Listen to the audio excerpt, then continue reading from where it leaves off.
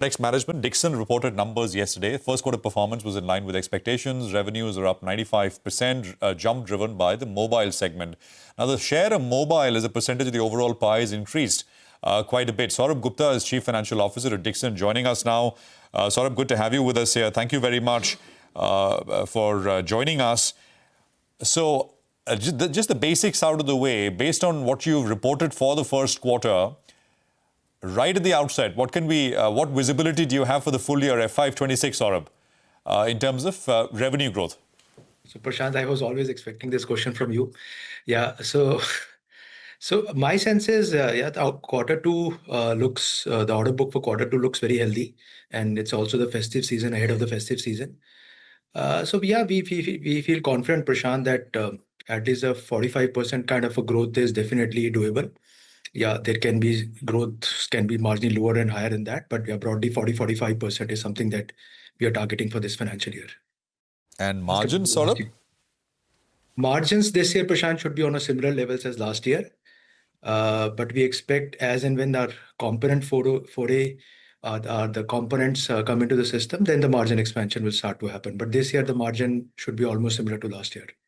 Okay. So same margins like last year and about 40-45% revenue growth for the full year. That's right. That's right. All right, got that. Within the revenue pie, Saurabh, hi, morning. Can you give us, by the end of this year, what will the breakup look? Obviously, mobiles is a huge segment of it, especially this quarter, because you keep executing these large contracts. But then the laptop business is also coming along, the other, personal devices business. So by end of the current year, what will the revenue mix look like? So still a large part of a contribution will come from mobiles this year. I think so. Laptop will start making meaningful contribution only next couple of years. This year it will be a smaller number for laptops as we are ramping up. We are expanding in a Chennai plant, and also our JV with Inventec will only come up by Q4 or Q1 of next financial year. My sense is those numbers. So large part of contribution will still be coming from mobiles. That's where we have the largest opportunity this year, and followed by telecom, I would say. Okay, and what about segments like lighting, other appliances? I'm just trying to get a rough revenue pie mix, in a percentage sense. Should we assume that 90% will still be mobiles? Almost 80% will be mobiles, 75 to 80%. The way we report is mobile and other EMS division, which also includes your IT hardware, also includes your telecom. So telecom vertical for us will be closer to 5,000 odd crores, which will be broadly 9 to 10% of our revenues. And but mobile will be the largest contributor. Lighting, our JV with Signify should be operational in the first week of August. So once the JV is operational, we expect to get more product categories from Signify for the Philips brand. Gradually and slowly, we'll keep getting some export opportunities there. So yes, the lighting revenue should see an uptake. Our refrigerator revenue should see a significant uptake this year because we are expanding our capacity in direct cool and also adding more product categories. So that will also start making meaningful contribution in the next couple of years. But mobile will be the largest piece for us this year. So all this washing machines, telecom, lighting, IT hardware, all basically starts to show up in size FY27 beyond. FY27 and beyond, right. Absolutely, Prashant. On electronic components, we've spoken about this quite a bit and how that kind of helps you improve margins. Have you that subsidy scheme, what's the status? Yes, so subsidy scheme, we expect to file our applications under the ECMS category. The deadline is July 31st. So we have already signed up the JVs on the display side, on the camera module side, on the mechanical side, on the precision component side. So we'll be filing our applications in the next 7-10 days before the deadline of 31st of July. And then, yes, the camera module, since it's an Indian acquisition, Indian company, which is already operating in India. So we plan to close the definitive agreements in the next couple of months and hopefully start consolidating by Q3. As far as the precision components, mechanicals and metal parts is concerned, it will require the Press Note 3 approval, which should take another 6-7 months. So hopefully the number should start reflecting by next financial year. And our display, the construction is underway right now. And the mass production should happen only by Q1 of next financial year. So next financial year, we are expecting at least a 120-130 bips margin expansion, net of the PLI impact that will go away.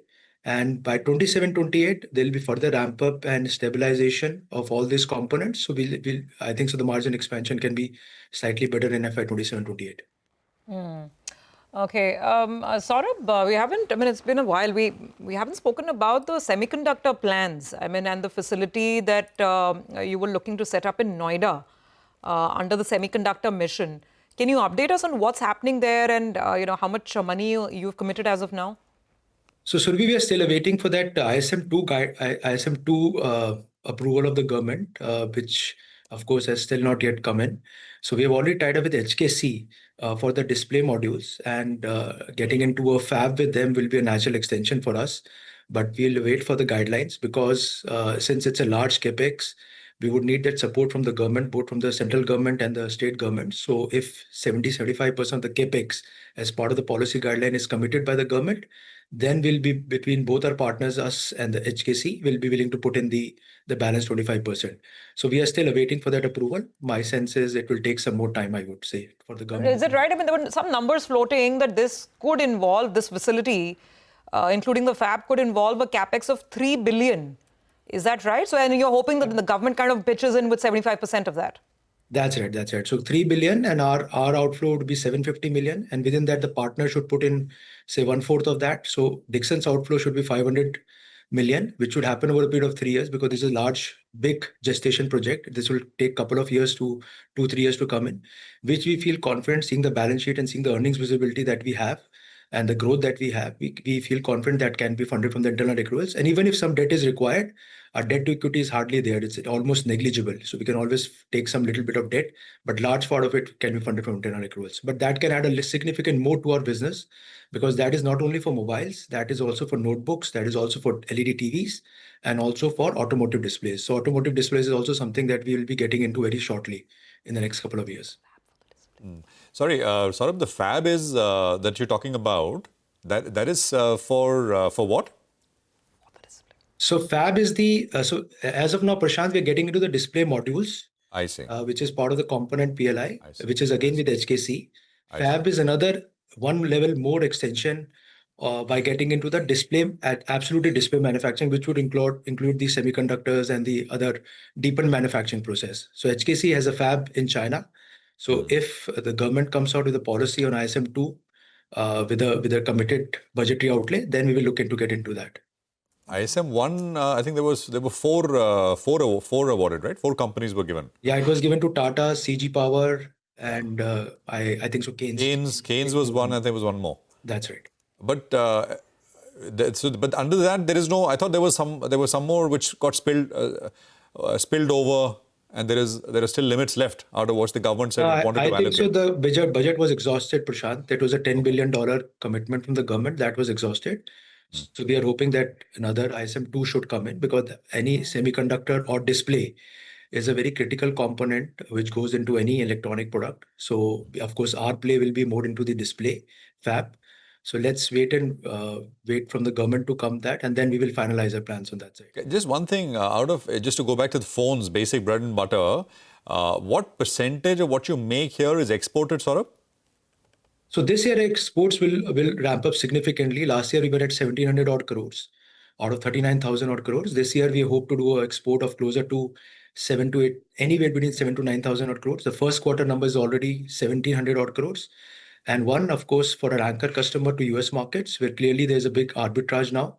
And secondly, for another customer, which is also our partner, we are working on a large export order to Africa markets. So let's see. So just to again, since percentages help us understand this very simply, exports as a percentage of your total revenue this year would be how much? And exports to US as a percentage of the pie would be how much this year, Saurabh? Yeah, so large part of this 8,000-9,000 crores will be for US, Surabhi. A small part will be for the other brand for the Africa markets. But we see that number growing in the coming years. So all put together, my sense is if last year that number was 5% of our revenues, this year broadly that number can be 14-15% of our revenues, if not more. Okay. By the way, you're also doing a joint venture with in your telecom business. Apparently, that's something you mentioned something in the call for again some high-end perhaps a tech collaboration. Can you just give us some more details there? So Surbhi, those details are still in the works right now, and I'll be able to share that. But yes, it will be for another electronic component, which is part of this electronic component scheme. So yes, hopefully you should hear some more announcement from us on the telecom side. Yeah, it is a component which goes into data centers as well as for telecom products. So we are working with a company which is very big into that and has a very good technology on that. And Saurabh, I'm sorry, back and forth. I forgot one point since we were talking exports. Now, especially with your US client, we still don't have final contours of a deal. If you look at our regional, markets here, so between 15% Japan, some are at 20%, South Korea is at 25%. Now, if the final tariff for India ranges somewhere in this vicinity, if it's more than 10%, 15 or 20 or whatever, I mean, how does that impact you, or is it all completely built into the deal with your US client? I mean, does it impact the offtake in any way? So Surbhi, I think so. More than Japan, I think so. We should look at manufacturing nations which are manufacturing mobiles, which is majorly China and Vietnam for us. So China, we feel confident that there will always be a decent arbitrage, and like the way it is today, and hopefully it should remain that even if the deal is not closed with India today. And the other is Vietnam. Vietnam deal is already announced. So let's hope that our numbers with Vietnam should be lower. Yeah. So that's we are hoping for. Okay. Just one last question, Saurabh. Rare earth, any impact? Restriction on rare earth? Not specifically in mobiles or per se, but yes, it has some kind of impact in our variables business. But there are alternatives being worked out. So not a big impact. Not a big impact for us as of now. Okay. All right. Saurabh, good discussion. I think we covered a lot of ground, and thanks very much for all the details. Appreciate it. Good luck. That's Saurabh with Dixon Technologies with some perspective. Markets, by the way, are down about